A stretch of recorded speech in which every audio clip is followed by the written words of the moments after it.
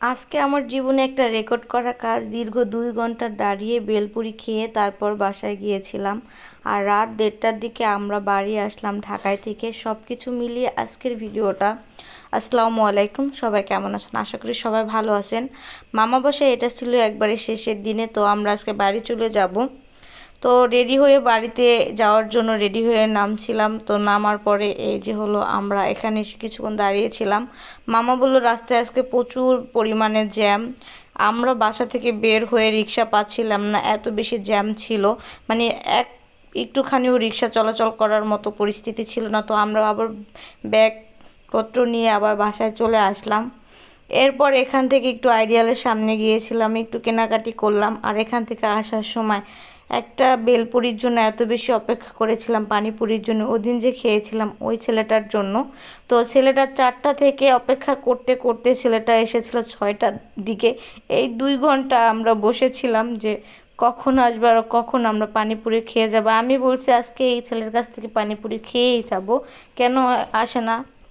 তো এই অবস্থা, শেষমেশ অপেক্ষা করতে করতে আমাদের অবস্থা পুরাই বেশি খারাপ হয়ে গেছে, বিশেষ করে আমার। তারপর অবশেষে ছেলেটা 6টার দিকে এসেছিল। বিকেল 4টা থেকে 6টা পর্যন্ত অপেক্ষা করেছি এই পানিপুরি খাওয়ার জন্য। এটা অনেক বেশি পছন্দ আর আমার এত বেশি খেতে মন চাইছিল, কি বলবো, যে আজকে এটা খেয়েই যাব। 10 মিনিট করতে করতে মানে 2 ঘন্টা অপেক্ষা করছি এই ছেলেটার জন্য। অবশেষে মানে ছেলেটা আসছে। আর এই যে আমরা এখন আমাদের জন্য পানিপুরি বানাচ্ছে, বলতেছে আপুর আপনার জন্য এত কষ্ট করছেন আমার জন্য, কি করব, মানে এত বেশি খেতে মন চাইছে। আর ভাবছি কি যে আরেকটু থাকি এই অবস্থা। তো ফাইনালি এই যে পানিপুরিটা হয়ে গেছে, এটা আমার কাছে অনেক বেশি ভালো লাগে। আর ইদানিং যেটা খেতে মন চায় সেটা তো খেতেই মন চায়, কেমন যেন একটা অবস্থা ভাই।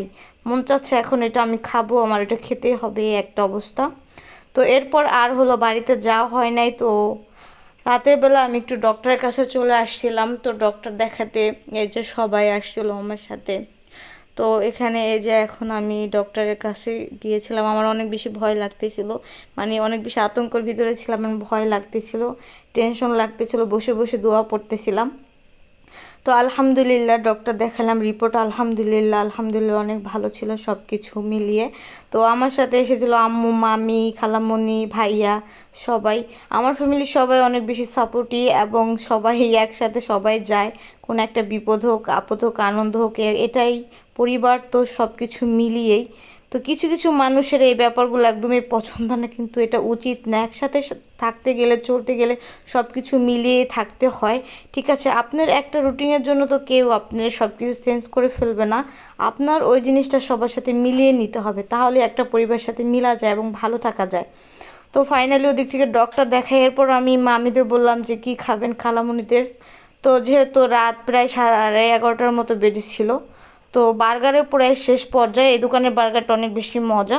রাস্তার পাশে যে বার্গার থাকে এই খাবারগুলো অনেক বেশি ভালো লাগে, মানে ভালো, দামে কম, কাকুলি ফার্নিচার যেমন একটা কথা আছে না, তো এই খাবারগুলো অনেক বেশি ভালো। কম দামের ভিতরে অনেক মজার মজার খাবার পাওয়া যায়। তো এখান থেকে আমরা মজাদার বার্গার খেয়েছিলাম। তো এই যে সবাই মিলে বার্গার খাচ্ছিলাম। আর আমার জন্য তো কেউ আগে খেতেই পারবে না, কারণ আমি আগে একটু ভিডিও না করলে আমার একদমই ভালো লাগে না। তো এখন বাজে রাত 12টা 10। আমরা 12টা 10-এর দিকে বাসা থেকে বের হয়েছি, মানে ঢাকা থেকে বাড়ির উদ্দেশ্যে। এটা ছিল আমার একটা চাস্তু মামার গাড়ি, অ্যাম্বুলেন্স গাড়ি ছিল। তো যেহেতু রাতের বেলা জ্যাম কম থাকে, মামা ঢাকা থেকে বাড়িতে আবার খালি গাড়ি নিয়ে যাবে। তো ভাবলাম, ফোন দিছে যে আপা বাড়িতে যাবেন কি না। তো যেহেতু আমি একটু রুগী মানুষে, তাই আমাকে নিয়েই এরা বাড়ির উদ্দেশ্যে রওনা দিল। আর খুব রিল্যাক্সে আমরা বাড়ি চলে আসছিলাম। মাত্র 1:30টার দিকেই কিন্তু আমরা বাড়ি চলে আসছি, মাত্র 1.5 ঘন্টা সময় লেগেছিল, একটু সময় কম লেগেছে 1.5 ঘন্টার দিকে। তো আলহামদুলিল্লাহ এই যে গ্রামের রাস্তায় ফাইনালি আমরা ঢুকে গেছি। আর রাতের বেলা এত রাত্রে মানে বাড়িতে এসে অনেক বেশি ভালো লেগেছিলো, অনেকটা ভয়ও লেগেছিলো রাস্তাঘাটের ভিতরে আর কি। তো এই যে আলহামদুলিল্লাহ আল্লাহর রহমতে সুস্থভাবে বাড়িতে পৌঁছে গেলাম।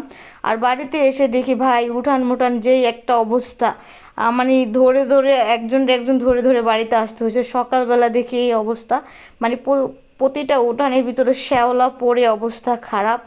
মানে কি বলবো, দীর্ঘ 5 দিন যাবৎ বৃষ্টি হচ্ছে। তো ভিডিওটা আজকে এই পর্যন্ত, আল্লাহ হাফেজ। পরবর্তী ভিডিওতে আবার আপনাদের সাথে দেখা হবে। চলে আসলাম গ্রামের বাড়িতে, অনেক সুন্দর সুন্দর ভিডিও আপলোড করবো আপনাদের সাথে।